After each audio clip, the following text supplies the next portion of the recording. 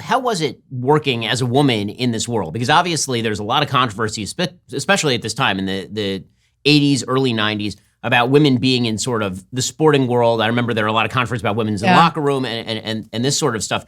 How did that any of that impact you? What it did for me was it made me better. Because when you're in the, you call it the media scrum, and it's an NFL Media Wednesday, and you've got, 20 reporters, gathering around Shannon Sharp or Ray Lewis or whoever it was, and, Warren Sapp, difficult people like Warren Sapp, and you have to you're in there, you try to get your mic in, and then all these big, fat, smelly male reporters, and I was like, okay, that's helpful, number one. But number two, because it was all male voices, I knew that when I spoke, it would sound different and it would maybe stop some people. And so what came out of my mouth better be damn good. Sage Steele is more than just a sports journalist. She's a trailblazer whose life story embodies the essence of determination, courage, and integrity. Sage's journey is rooted in the disciplined environment of a military family, an upbringing that instilled in her a profound sense of duty, resilience, and adaptability. As one of the few women in the early days to step into the male-dominated arena of sports locker rooms, Sage broke through barriers with grace and professionalism. Her experiences in these environments, often challenging and sometimes unwelcoming, have given her unique insight into the dynamics of sports culture. Beginning her illustrious career at WSBT-TV in South Bend, Indiana, Sage quickly distinguished herself in the realm of sports reporting. Her path led her through prestigious roles at WISH-TV in Indianapolis, WFTS in Tampa, and Comcast Sportsnet Mid-Atlantic before she made her mark at ESPN beginning in 2007. Sage's tenure at ESPN was nothing short of remarkable. From anchoring SportsCenter to hosting NBA Countdown and the Miss America pageant, showcasing her versatility and breadth of talent. Beyond her on-screen achievements, Sage has navigated career hardship with steadfastness and grace after comments on a third-party podcast protesting the COVID-19 vaccine mandate led to a suspension from ESPN in 2021. Refusing to stay on the bench, Sage launched a lawsuit against ESPN in 2022, with both parties reaching a settlement in August 2023. In our discussion, we discuss Sage's ability to stand firm in her beliefs, even when faced with criticism, the challenges of being a working mom in a demanding industry, freedom of speech, the responsibilities of public figures, and the balance between personal beliefs and professional duties. Join us as we delve into the life of Sage Steele, understanding the person behind the persona and the convictions that drive her.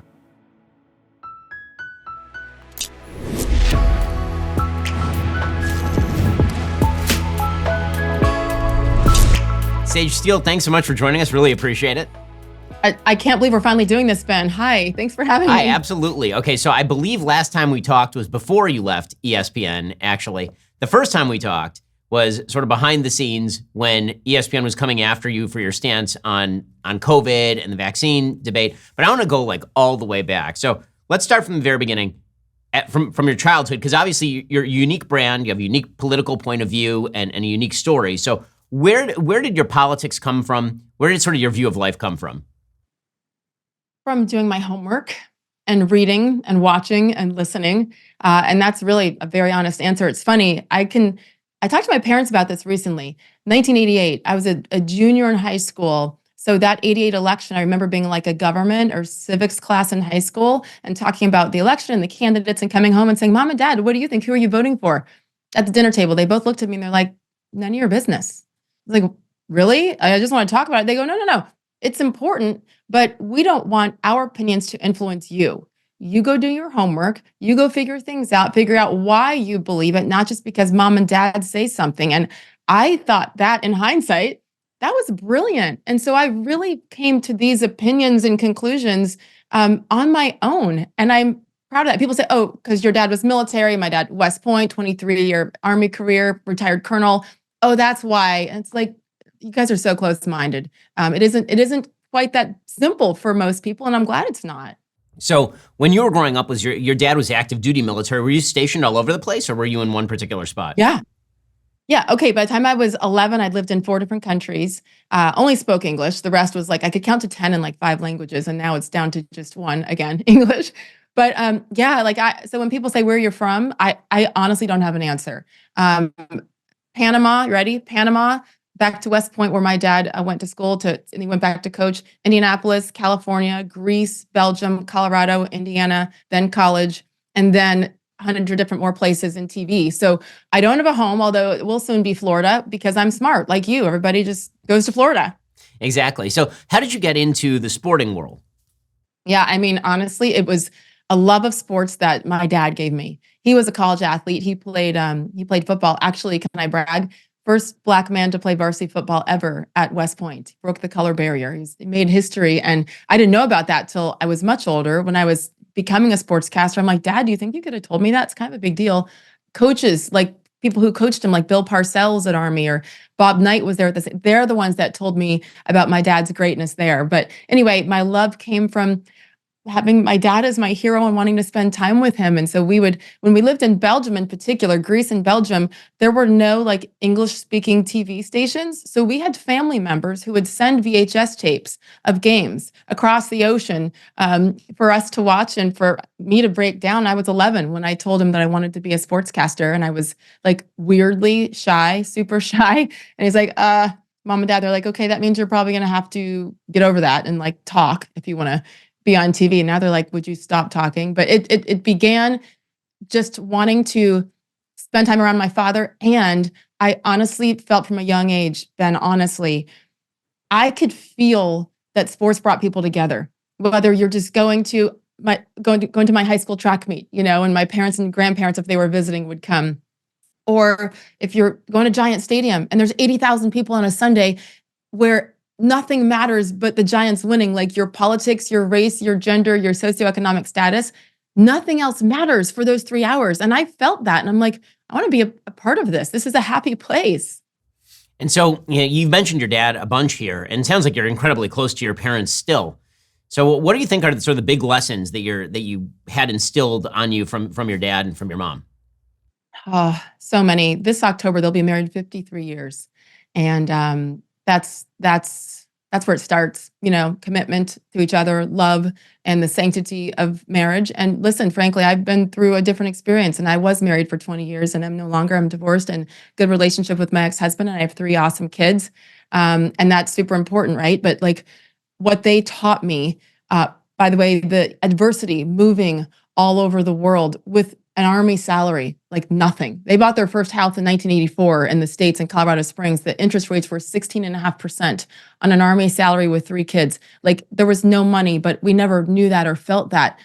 There's a story that has been pinned to my ex profile for years, and it will always remain there because it tells the story of my family. And I would love it if people would take a look, because for all those people who like to stereotype and put you in little boxes, I mean, they're my why. My parents got married in 1971 off the civil rights era. My dad's Black, my mom's white, Irish, Italian. Her parents disowned her because she was marrying a Black man.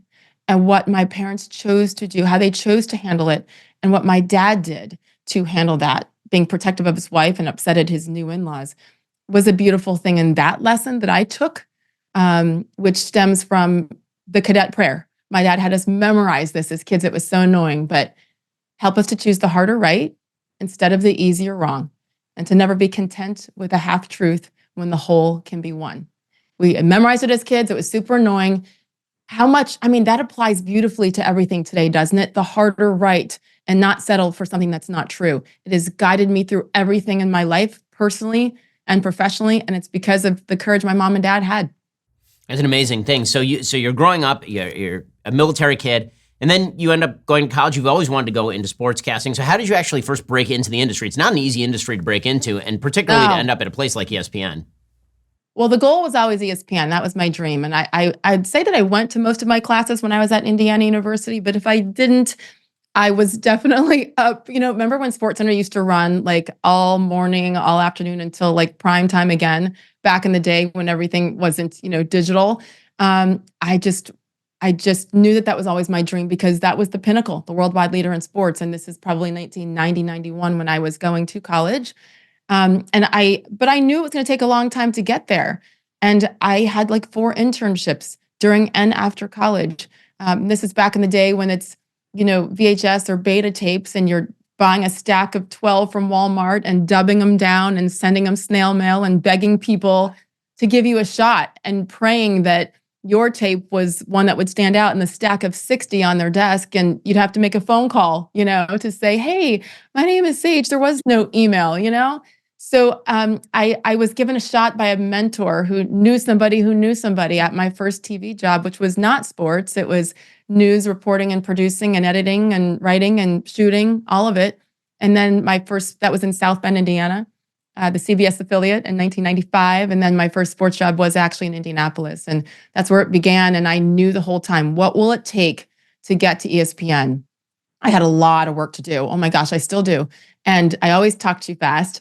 My hair was always different, and a lot of bosses pointed that out and didn't like it. I mean, if you think back to the 90s and early 2000s, I mean, everybody had the anchor bob, as a woman.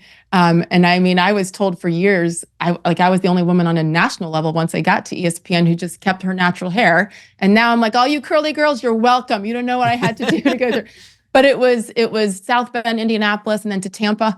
And covered all the NFL teams in both cities, and NBA teams there and in Orlando, and NHL and baseball, and then to the DC Baltimore area, where I was there for 6 years at Comcast Sportsnet, a regional network, and actually then got the offer for ESPN after 3 years and turned it down, which was a major controversy in my family, just because they were like, "What are you doing?" And the end of the day, it's kind of a long story, but it just went back to family first. I had a 20-month-old at home, and I was pregnant with number 2, about to pop when I got the offer. I knew I wanted more kids, and I knew that ESPN was a difficult place to, this is back in, the mid, 2005-ish, 04, 05, a different place when you're a young mother trying to expand your family and host a 2-hour live national TV show. By the way, we write everything at ESPN. I'm not there. No one writes stuff. It's a lot of hard work and grinding. And I knew that if I put my family second at that time, that I would always regret it. So it's probably one of my more proud moments for looking at the big picture, even though this little girl's dream was right there. ESPN finally thought I was good enough. And I turned it down and took a chance. And 3 years later, they called back. So how was it working as a woman in this world? Because obviously there's a lot of controversy, especially at this time in the 80s, early 90s, about women being in sort of the sporting world. I remember there were a lot of controversy about women's in the locker room and this sort of stuff. How did any of that impact you?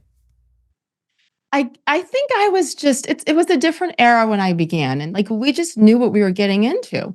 We didn't know any different, that we'd be the only woman in a locker room. And I always was, whether it was NBA or NFL. I think when I got to Tampa, there was actually one other woman, Chris Field. She was at the Fox affiliate in Tampa, and I was at the ABC. And when I saw her, I was like, hi, can we be best friends? Because no one else really knew what it was like back then. Certainly there were some stories on the national level, but it just was, what it did for me was it made me better.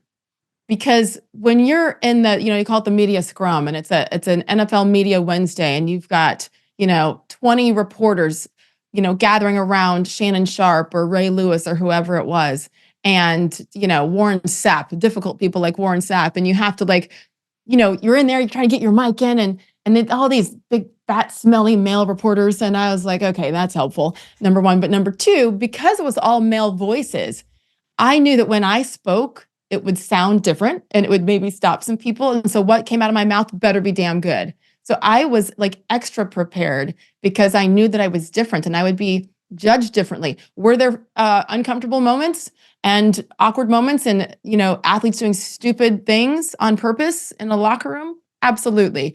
But I also, I don't know, I grew up with brothers and a tomboy and had all guy friends. So I was kind of used to some of that mentality. And I was like, you're an idiot, whatever. Let me know when you're dressed so I can ask this question. I'm going to get out of here.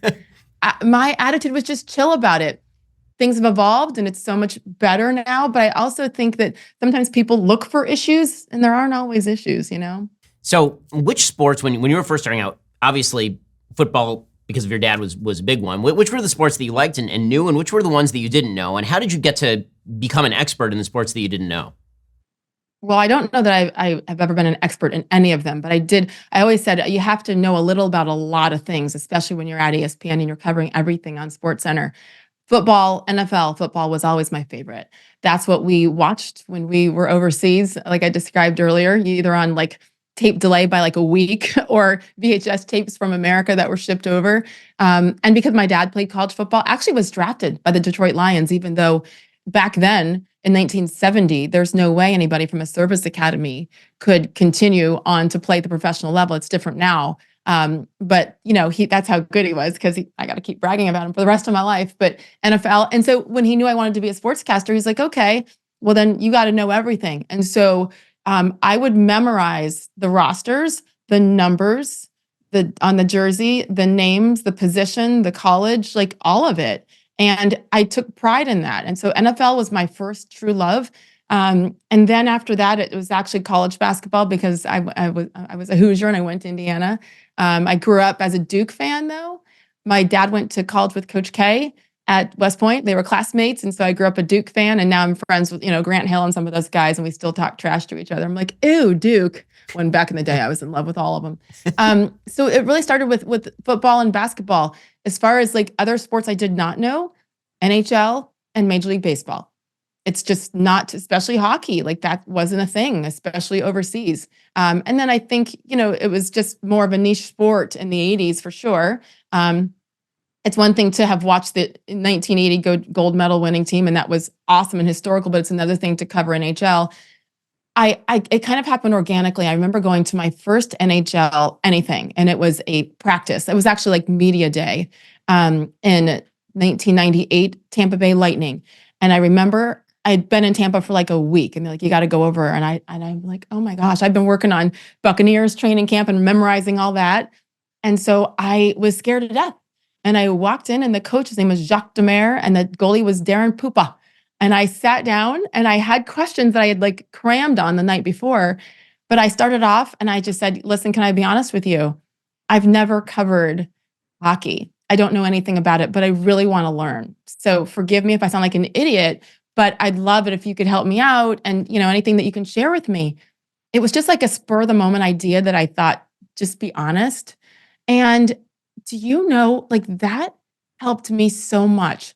That team, those coaches, those players put their arm around me, figuratively, and were like, I got you. And I think they respected the fact that I owned it and didn't try to sound smart, because I wasn't in this.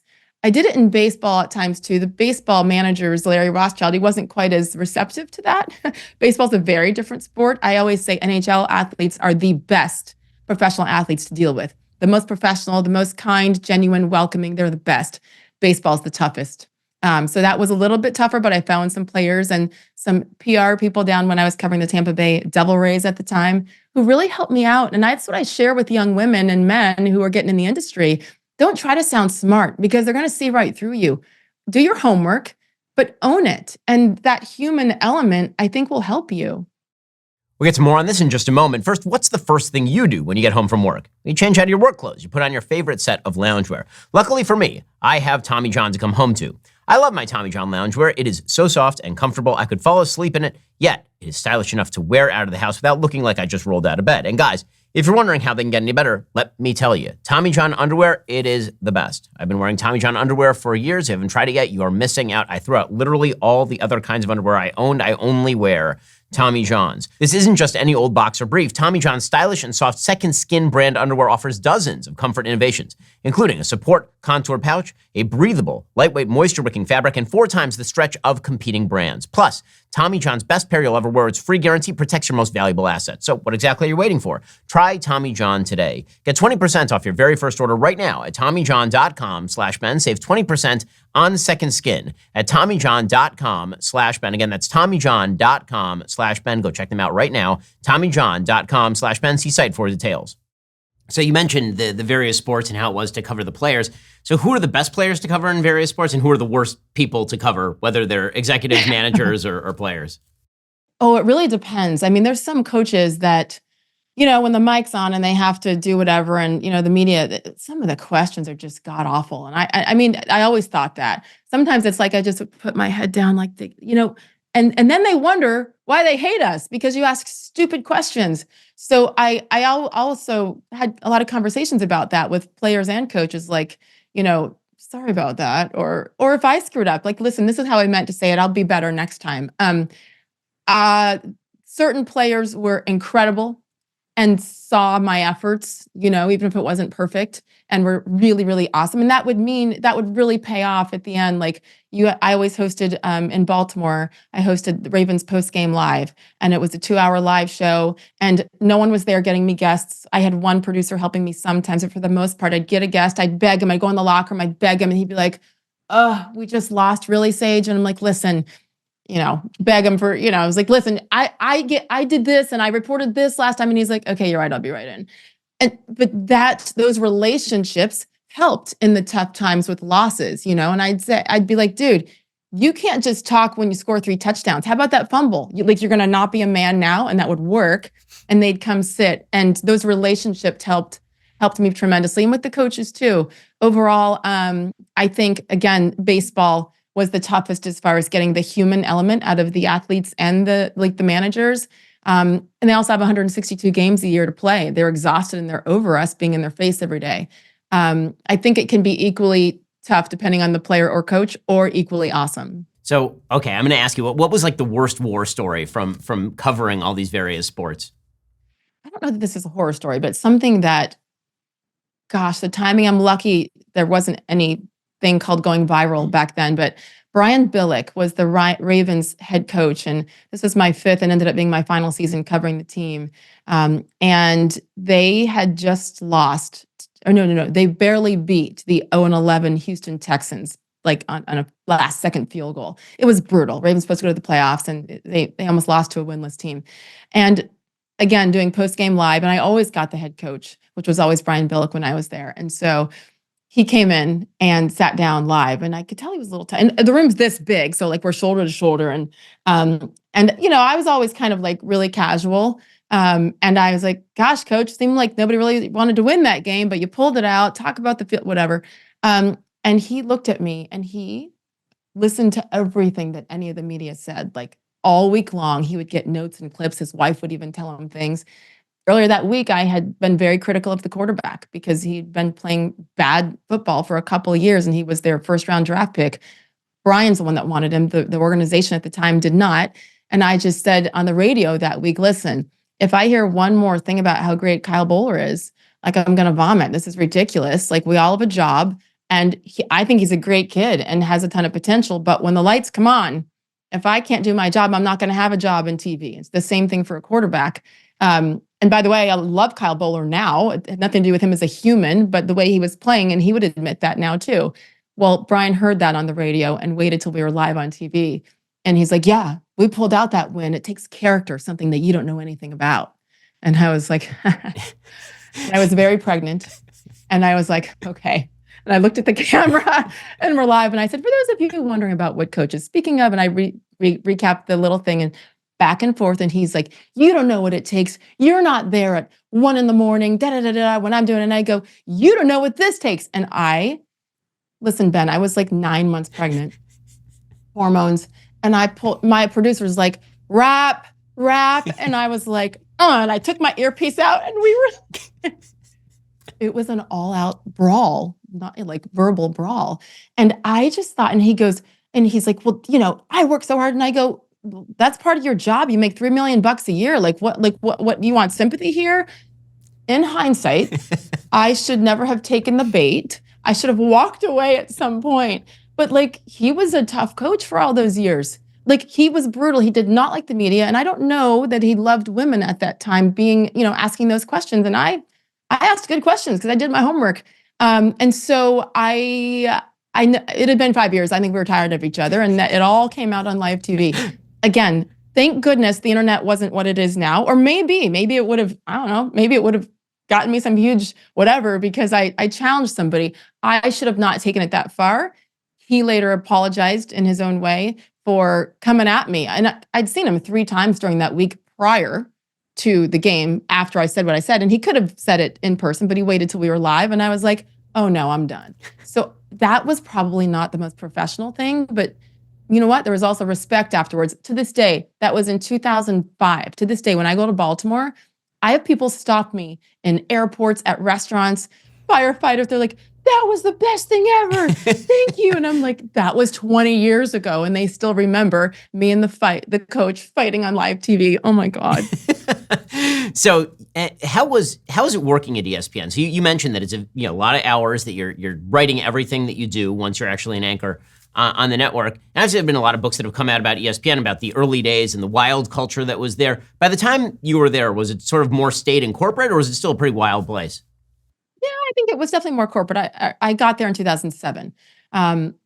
Listen, there were some moments and some incidents that I haven't talked about yet. I just started writing a book. It's a hell of a process. It's so hard. You need to I need advice. It's so difficult. Anyway, there's certain things I'm considering sharing in there because there are moments that I wish I had spoken up about, but at the time I was scared and I was afraid of being blackballed.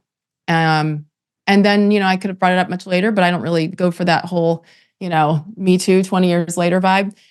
So there were moments, but 98% of the time it was awesome. And listen, I was so focused. When I got there, my kids were 11 months old, 2 and 4.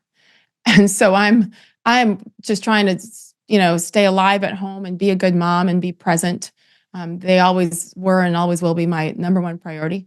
I've made every professional decision, with them in mind, based on them.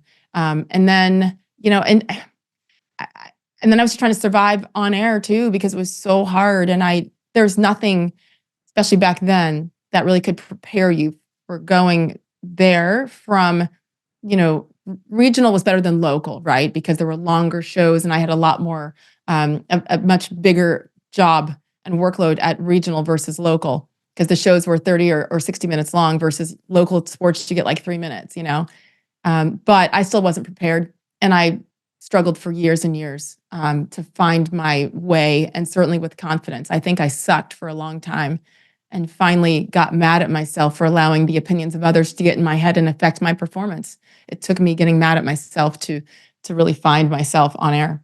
I mean, you're really a self-starter and you're very self-critical. And I think that that's obviously one aspect of your success, is that when you see that you've done something that you wish you had done better, instead of sort of blaming external forces, it seems like you internalize and you go back to the drawing board and say, okay, what could I have changed? Is that that in my own career, that's the piece of advice that I give very often to young people who say, I want to do what you do. And my answer is, well, you have to go through the paces a lot. And if you fail, you have to assume that it's you and you have to fix what you're doing. I assume that it's the same sort of thing for you. Yeah.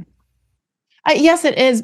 Although I took that too far, and I don't know if you can relate to that as well. Where we'd have my last job at ESPN was Sports Center, noon Eastern, 12 to 2, and 2 hours of live TV every day is a lot. And there's so many moving parts. The studio is like 20,000 square feet, and we're walking and talking and highlights and interviews, and it is a grind, and it takes every ounce of energy in you. And I loved that, but I could have a great show and mispronounce one name. And so that 2 seconds out of 2 hours is what I would go home thinking about. And I think I beat myself up so much for so long. I don't know that I changed that about myself, because it did make me better and stronger. And I've always I was raised with humility. And maybe that's the military part. Maybe it's what my parents went through. But I've always been very humble. I think you can be humble and kind and confident. And it just took me a long time to put all those together, because I was humble to the point where I think it did hurt me, and so self-deprecating. And then I was just such a pleaser, and I wanted all my producers and teammates to like me. And but then you get taken advantage of too. So what's that line between being that person who just let people kind of push you around and being a stereotypical diva, of which there are a few over at the worldwide leader in sports? And you know what? Everywhere in our industry. It's not people rip on just ESPN. It is everywhere. But when you witness that, and people who are, the smiles on TV, but once that light goes off, whoo, watch how they treat the kid running the teleprompter. Like, let's truly be kind at all times. And I know that throughout my career, that's something I can be proud of, right? Is that I always treated people well, even if at the end when they didn't like me because of my opinions. Like, no one really has assassinated my character, right? Just my opinions. And I think that I go back to my parents with that, but I probably was too hard on myself for a long time, and still am working on it. So, and like every other guy my age, I grew up obviously watching ESPN all the time.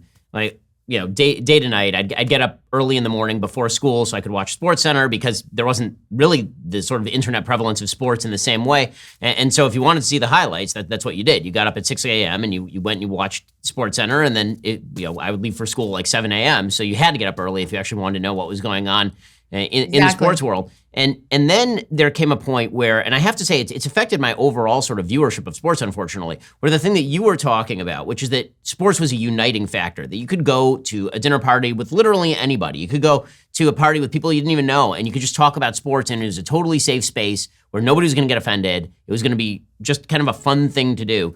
And it made a turn, and there came a point where my viewership of ESPN went down to basically zero, and I started calling it on the air MSNBC with footballs because it got so overtly political in a lot of different ways.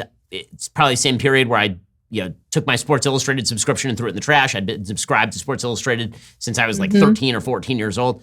And when do you think that happened? Why do you think that happened? Where did the sporting world lose its way and decide that politics had to become such a part of the coverage? Yeah, it's a great question. I've thought a lot about it, obviously, as I, went through some controversies there and then ultimately left. I think there were a couple of turns. I started there in 2007, and then so that was election time in 2008, leading up to Barack Obama being elected. And I think, it was kind of a free for all. Anybody could say whatever they wanted, which was 99.9% of the time positive because it was Obama. Everybody loved Barack Obama, certainly in the media and certainly at ESPN. So it was like, sure, you could say what you want and post all the pictures you want with him. If you saw him at an NCAA tournament game or something, it was like, sure, go ahead, love fest. 2016, huge turn when Trump was running, and then when he won, I remember, Ben, being on Twitter and watching the posts from my bosses, executives making huge decisions for ESPN, tweeting about Donald Trump winning. And I remember being blown away, like, is this okay that our bosses are doing it? And it just was allowed to stay. And then, it was, gloves off. Everybody said whatever they wanted, especially, not just Trump winning, but Hillary losing, right? I think the combination of those two personalities and what happened was nuts. Our president at the time, John Skipper, he's talked about this, and he really agreed with everything that Trump, anti-Trump, right? And everything against him. And so he was kind of fine with people spouting off. And like when Jamel Hill said what she said, he even told me, he's like, well, she's right. And I'm like, wait, but we're supposed to have a no politics policy. So this is in 2017. And I'm like, but wait, if just because you agree with her, does that mean it's okay for her to say this? Because at the end of the day, I thought, like, we all have opinions, but we're keeping them to ourselves.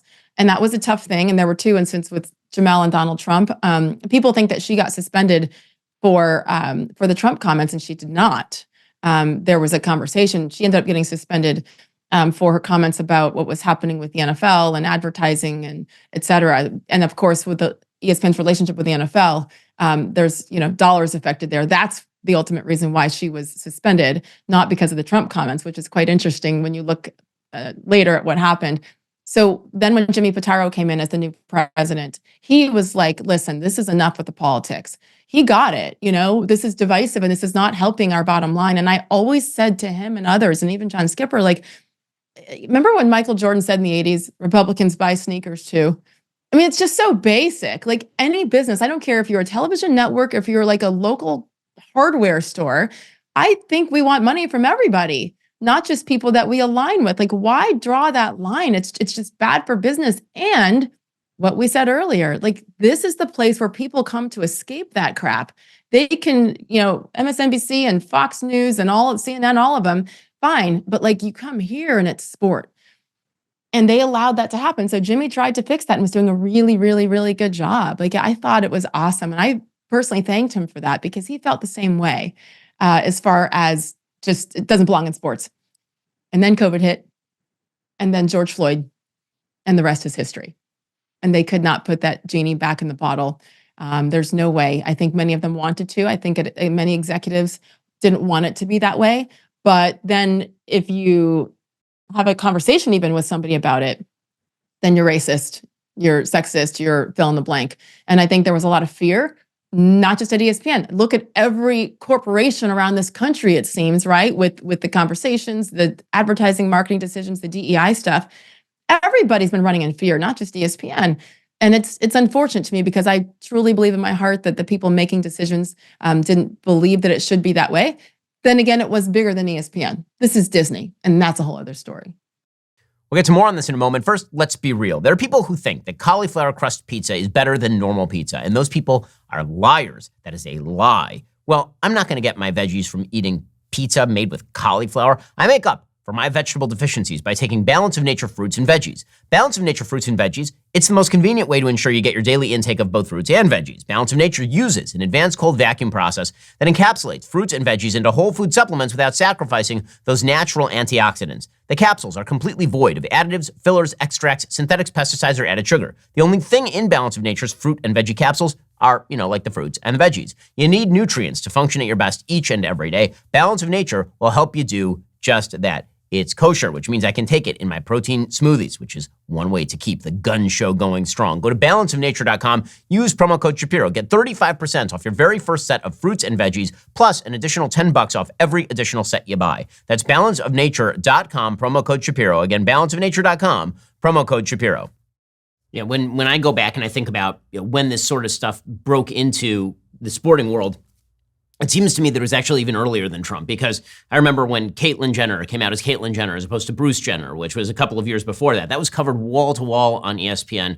Sports Illustrated. Remember at the ESPYs? Yes. When she won that award, I remember being there and looking around and like, are we clapping? What are we doing? It was very confusing. It wasn't. It was just the beginning. It feels like at least with that subject. Right, exactly. Yeah. And I remember that they put Bruce Jenner, now Caitlyn Jenner, on the cover of Sports Illustrated. And I remember that was the day that I called and I said, I am not going to subscribe to your magazine anymore. Bruce Jenner has not been athletically relevant since before I was born. I'm not sure why I'm being spoon-fed stories about his gender confusion. That's odd to me. And I remember canceling my subscription over that. And same sort of general period of time, you saw the uptick in a lot of the racialized coverage of sports, which was strange because obviously race and sports have a really deep and disturbing and fascinating history, going all the way back to the color line in Major League Sports and all of that. By the time you hit the mid-2000s, the idea that there is like a massive amount of racism that is predominant across the sporting leagues,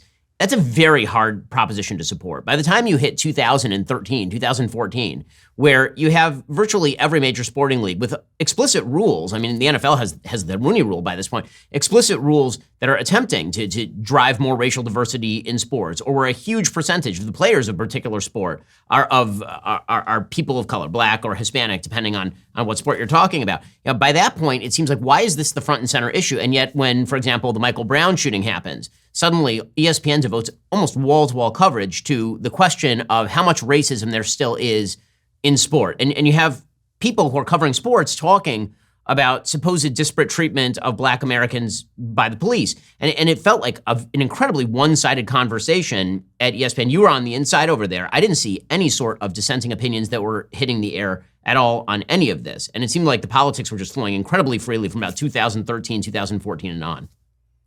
Yeah, no, I totally agree. And I think, I know that there were many people like me who didn't think it was the best thing. Like, why are we doing this? But we also spoke in whispers or text messages. We knew better than to say that out loud. I mean, it was even little things like during the NCAA tournament, they would take Andy Katz, who's an incredible reporter. He ended up being laid off by ESPN. And I love that man. He's a brilliant genius and did a great job. In particular, also every year when he would go to the White House and have Barack Obama fill out the bracket. I don't know if you remember watching that. And it was this whole big thing and it was promoted and it was huge. And it made sense because the president at the time he's a huge basketball fan, right? We've seen him play.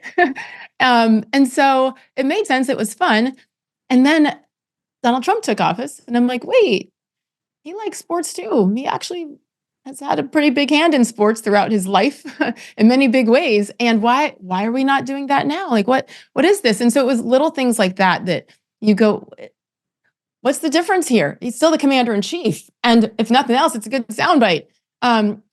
There were many, many things, many conversations, but I feel like it did happen gradually around the time that you're saying. I do feel this as well. most athletes that I've spoken to, like, they don't talk about this stuff.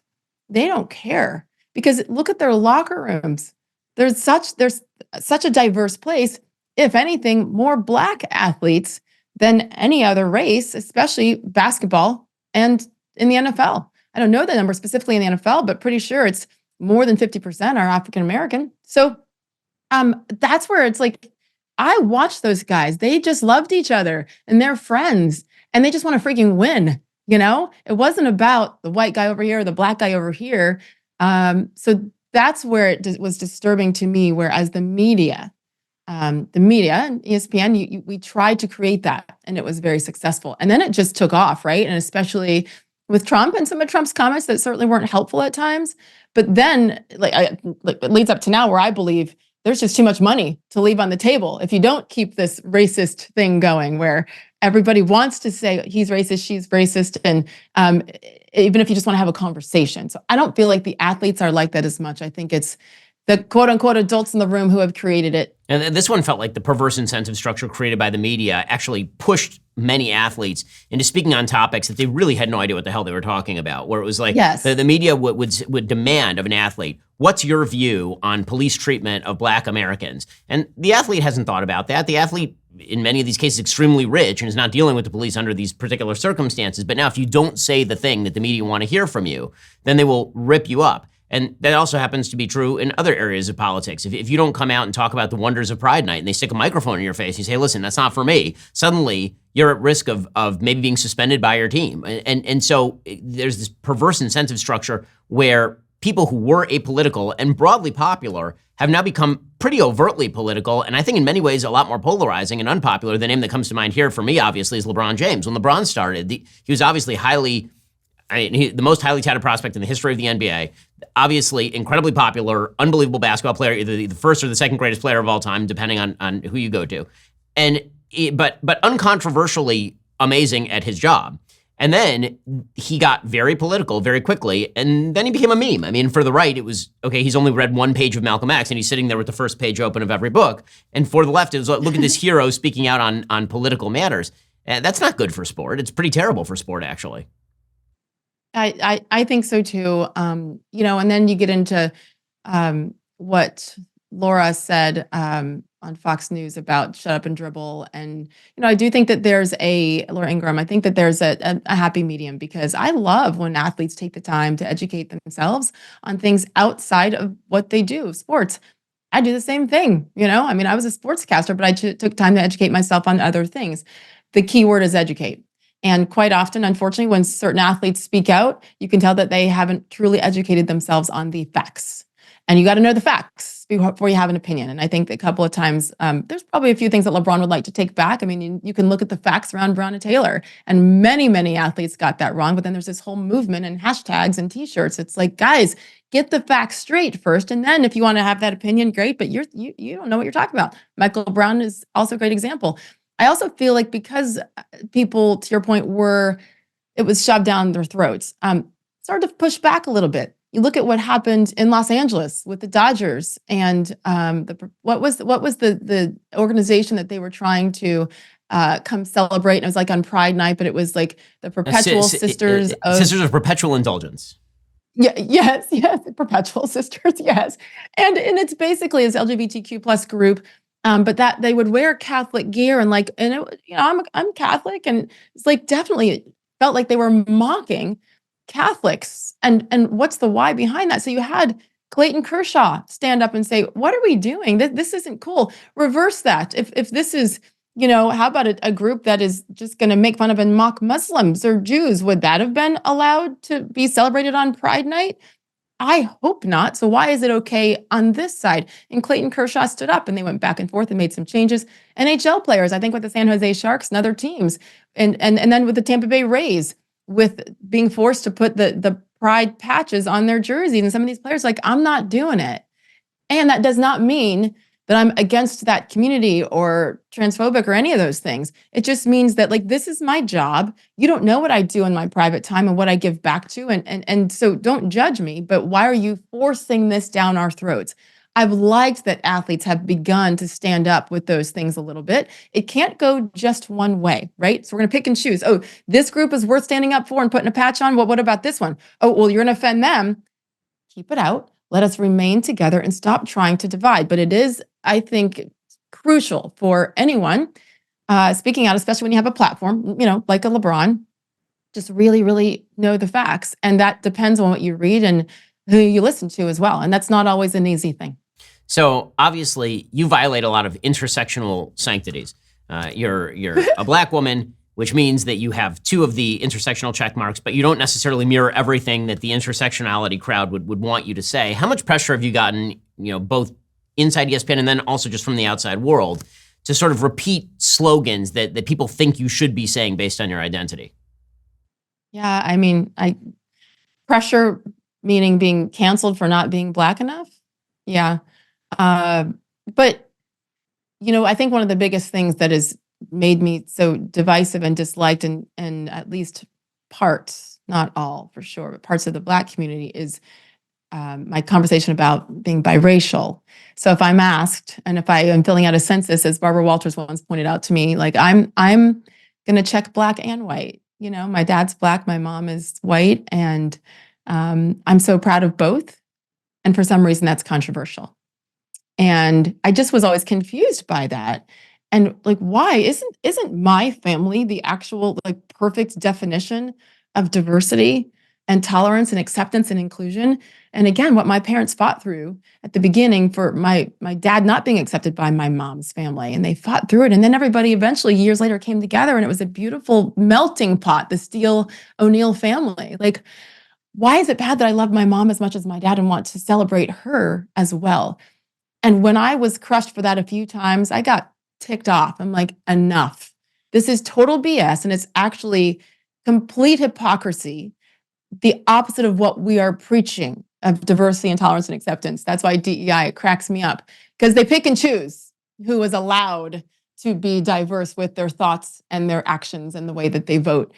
That's probably the biggest thing that's gotten me quote unquote trouble. And I'm like, go for it. I wasn't trying to be funny. I think I said this once the last time I was on The View where it got controversial 10 years ago, but I've said it many times and I always will. Pretty sure my white mom was there the day I was born. And I believe that she is as important in me being who I am as my Black father. It's not a race thing. So when people mock those who say, well, I don't see color, and they get mad at that. Well, of course we see it. Stop being an idiot. Like, we're not being literal with this. It's just, I don't lead with color. I lead with who you are as a human being, how you treat me, how you treat my family, how I see you treating others who maybe don't have as big of a job as you, right? Like, that's what it should be. Yes, do I fit in other boxes as far as who I vote for? I mean, I didn't know that people of a certain color had to vote a certain way. Are we not smart enough to think for ourselves? Like, I just know I'll throw all that out in the trash and I'll debate anybody. Not about my reasons for voting for anybody. It's none of your business. It's just my right. And when you put me in a box because I'm a woman of color, those two things, and in the media, I guess, like, then that is you actually being racist and sexist and closed-minded. So bring it. They'll lose that argument every time. It's just that they don't get called out on it nearly enough. So I mentioned at the very top of the show that you and I think first spoke is probably 2021. I think it was about the time that you were suspended from ESPN for comments. No, it was before that. Remember, it was I think it was like probably 2020. And you were like, listen, it was so great. Do you remember this conversation? I was so grateful. I remember where I was. You're like, listen, it's not a matter of if you get canceled, Sage, it's when. And you need to be ready because it's coming your way. And so I thought about that so many times, because then it kind of kept building and building. The more I got tired of being beaten up and put, like told what to say and what to do. And I kept thinking, Ben, it's coming. I feel it coming. And then it happened. So thank you for getting me ready. Yeah, no, I mean, that I've had that talk with a few people across the years, and you could see it coming with you. The pressure was ratcheting up on you, obviously. And the thing that I've said to you, I've said this to many people, Gina Carano, a lot of prominent people, is just when that happens, you should be prepared for whatever your next step is. Because I think that the worst thing that can happen is that if you get clocked and you don't see it coming, and you have no actual lifeboats ready, and you have no plan for what comes the day after that happens, it makes you feel trapped. It can get you really depressed, really, really down, understandably, because you're going to go from a position of wide acclaim to a position where suddenly your friends aren't calling you, and people are treating you badly. Yeah. And so unless you're prepared for that sort of incoming, it makes it really difficult. So sort of getting in that mental headspace and also making some actual business plans for, what happens the day after if things go sideways is really, really important. So obviously that is what ended up happening with you at ESPN. So why don't you kind of go through the kind of major incidents in the timeline? Oh gosh, there were a couple. The first one I think that started the ball rolling was in 2020, and that was the time I referred to earlier about COVID and George Floyd, and I had been informed by a few people that there was a special that they were getting ready to produce and have many of the Black on-air talent host about race and sport. And I found out, I mean, it was in the works, and I found out that I was not included and it was intentional. And I was like, what are you talking about? I was, at the time, and even when I left, I was the longest uh, tenured female doing SportsCenter at the network. Linda Cohen has been doing it longer, but she doesn't do it, full time as much anymore. And she's a legend, by the way. And she's out in Los Angeles doing a lot of hockey. So in Bristol, like that was me, the longest tenured woman there. And oh, by the way, a woman of color. To not include me in something like that was shocking. And I ended up finding out the reason was because there are two Black hosts there who were my peers on SportsCenter who went to the management and said that they wouldn't do the special if I was on it because I wasn't Black enough. I wasn't accepted by the real Black community. Um, that I'll admit, I mean, that was hard. That was hard to hear because I'm like, what exactly does that mean? The real Black community. I'm not Black enough. Like, what does that mean? And the reason I found out is because, they were talking about it openly to people and kind of bragging, at least one of them was. So, and then I talked to management, I talked to the president of the company, I talked to everybody. I'm like, what is this? This is not okay. And then it was like, well, and I never really got a straight answer. And then it went on for weeks. And finally word gets out and I got a call from a reporter at the Wall Street Journal. And I had a talk with my agent and I was like, I don't know what to do here, but I can't keep quiet about this stuff anymore. This is so wrong and it's so totally hypocritical. And so I gave a statement. And I think the most telling thing, and it was just about like, really, if we're going to talk about diversity, what tell me what not Black enough means. And we can't silence people because they don't fit that narrative of whatever it is politically. And so I think the most telling part was that they had to give a statement as well. And they didn't even address it. There was zero denial at all of what I had accused them of doing. And it just went into how open-minded they really are. So listen, if somebody accused me of doing something that I didn't do, what's the first thing you do? You deny it. And of course, there was none of that because it was true. So when I spoke up about that, went on record with a reporter, certainly that's not what any company would want an employee to do. But when that employee feels treated poorly, treated unfairly, unequally, and of course the hypocrisy that lied within the entire issue, at some point after years and years and years, people stand up. And that's what that was. So that I believe was kind of the beginning. And then I talked about, race and my views that I shared about being biracial on a podcast with Jay Cutler in 2021. And I then spoke about the vaccine mandate, difference between the vaccine and the vaccine mandate. You and I even had conversations about the vaccine a couple of years ago when it was all going on. And obviously, I think we've all learned a lot of new information and many lessons from that time as well. All I said that day on the podcast is that I think it's sick and scary for any company to force their employees to do something to their body that they don't want to do. It wasn't about the shot. It was about being forced. And then I said Disney, and I think it's wrong, but I complied because I needed my job, but most importantly, I love my job, and I'm 100% financially responsible for all three of my children. So I had no choice. And that was a turning point for me in my life, actually, to be forced to do something to my body that I didn't agree with. And I just wanted more time. I just wanted more research on it. It happened too fast for me. And I did my own homework. I know how long it usually takes the FDA to approve a vaccine, and it happened I just wanted time. It was nothing against what anybody else thought. And so to be forced, that changed me. So it's one thing to have the opinion, it's another thing to say it on a podcast, on a day off, on a different platform that was not anything related to ESPN. And that's when I got, punished and suspended, et cetera, assignments taken away for months and months and months, and ended up deciding to file a lawsuit because of that, and it was a First Amendment law that was broken in the state of Connecticut, related to employment in Connecticut, not First Amendment U.S. Constitution, which everybody's like, she's an idiot. Read the lawsuit. It's about a law, First Amendment employment related in the state of Connecticut, based on the hypocrisy of my employers punishing me in the way that they did, very, very publicly, the suspension, public apology, their statements surrounding that, and then taking assignments away, versus my peers on air, on ESPN airwaves. To your point earlier, speaking about their political views.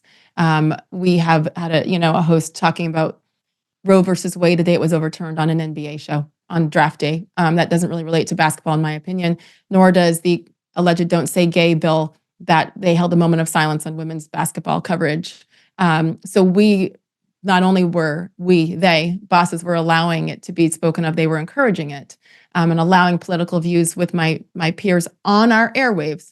But then when I'm punished off our airwaves for my own experiences as a biracial woman and having an opinion about a mandate, that's where no, and that's why we stood up. And where does that lawsuit currently stand? Did that end up settling, or is that still ongoing? It settled in August of 2023. And that's when my 16 and a half years at ESPN ended on August 14th. Yeah. We'll get to more on this in just 1 second. First, it's a really dumb idea, a screen door on a submarine. Right? Pretty stupid. What's not stupid, however? Getting life insurance. Getting life insurance will give you peace of mind knowing that if something were to happen to you, God forbid, your family could cover expenses while getting back on their feet. Policy Genius has licensed award-winning agents and technology that makes it easy to compare life insurance quotes from America's top insurers in just a few clicks to find that lowest price. Their team of licensed experts is on hand to help you through the process. Even if you already have a life insurance policy through work, it might not actually offer enough protection for your family's needs. It might not follow you if you leave your job. With Policy Genius, however, you can find life insurance policies starting at just $292 per year for $1 million in coverage. Some options offer same-day approval and avoid those unnecessary medical exams. Policy Genius works for you, not the insurance companies, which means they don't have the incentive to recommend one insurer over another. Save time, save money, provide your family with a financial safety net using Policy Genius. Head on over to policygenius.com/Shapiro. Get your free life insurance quotes. See how much you could save. That's policygenius.com/Shapiro. Again, policygenius.com/Shapiro.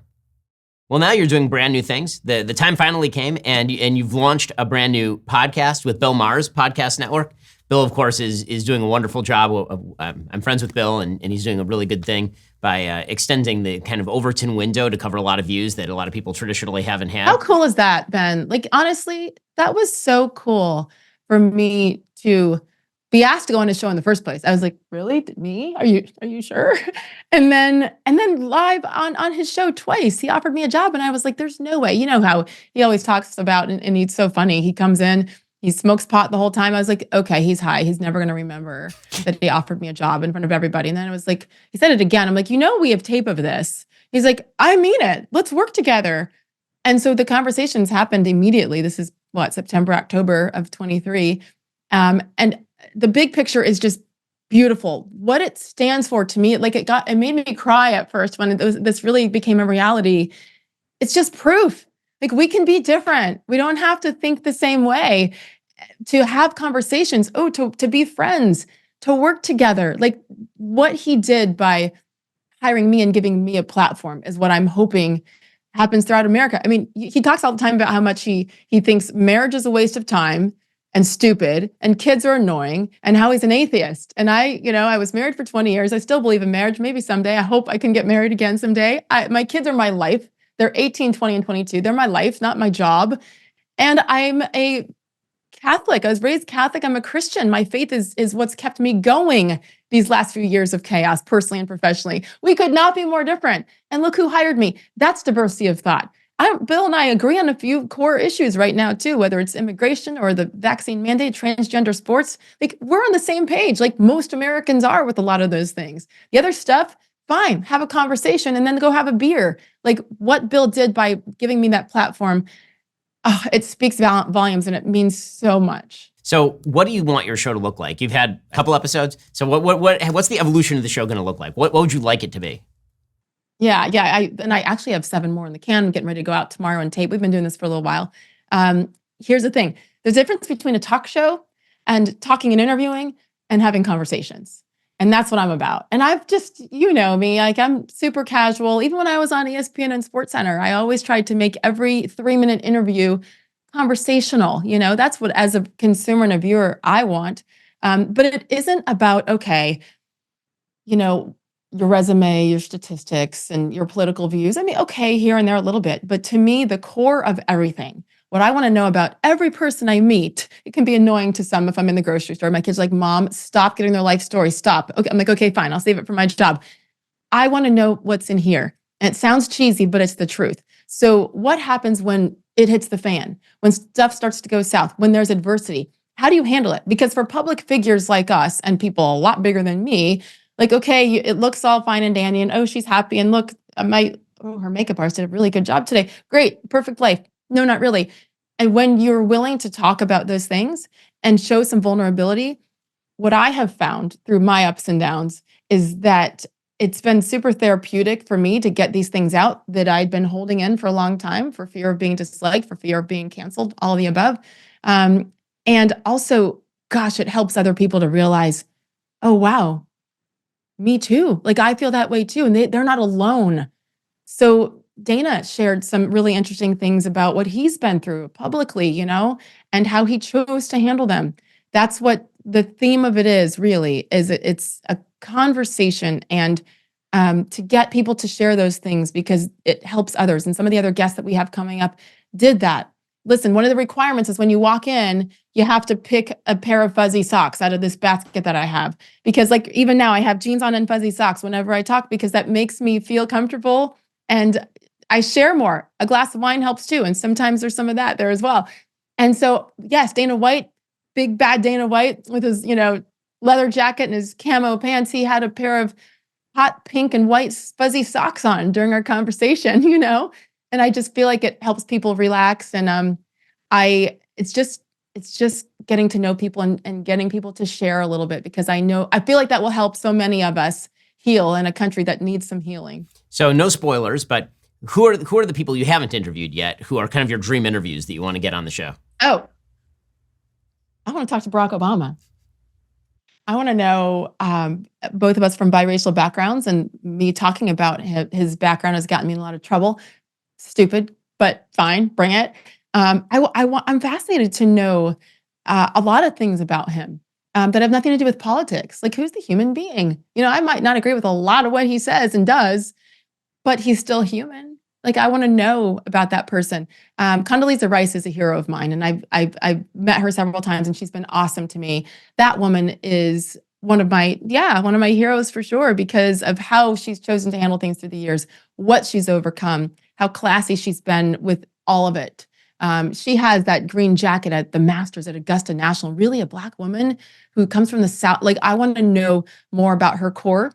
It's going to be tough with some of these people because they're very guarded, and I understand why. I told someone yesterday, I want to talk to the Kardashians. I want to talk to Kris Jenner. I want to talk to I love Khloe Kardashian. I think she's a real human. And yes, they have the show that one of my daughters made me watch, and I was like, oh my, but you know what? I watch it because that's what's out there. And I want to learn about these people who have this grand life and millions and billions of dollars and struggles, I don't know if they'll talk to me. I hope so, but it's just not about all the cool stuff that you've done but what's here. And I mean, as far as athletes, I've met Michael Jordan and worked with him a few times, and I love him. I'd love to get him on there. He doesn't talk much, So I have some challenges I'm putting out there to myself to try to convince people to be comfortable enough to trust me with that kind of a setting, So last question, what is Nikola Jokic's dream? What is his what? His dream. Oh gosh, to be like a cattle farmer back in his home country, right? He hates basketball. I'm making fun of you a little bit because you look so much like Nikola Jokic. That's why. Because just like Dana White and Joe Rogan.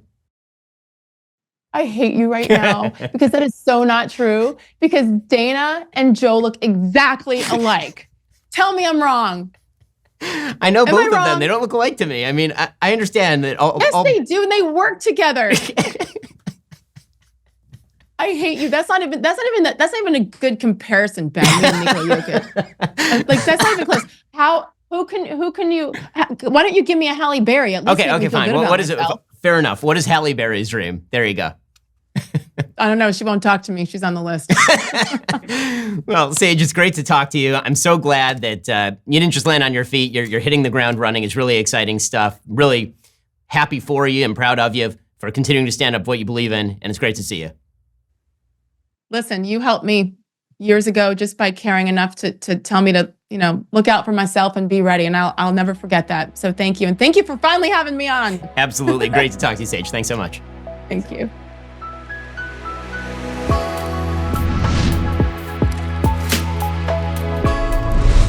The Ben Shapiro Show Sunday Special is produced by Savannah Dominguez-Morris. Associate producer is Jake Pollock. Editing is by Jim Nickel. Audio is mixed by Mike Coromina. Post-production is managed by Matt Kemp. Camera and lighting is by Zach Ginta. Hair, makeup, and wardrobe by Fabiola Cristina. Title graphics are by Cynthia Angulo. Executive assistant, Kelly Carvalho. Executive in charge of production is David Wormus. Executive producer, Justin Siegel. Executive producer, Jeremy Boring.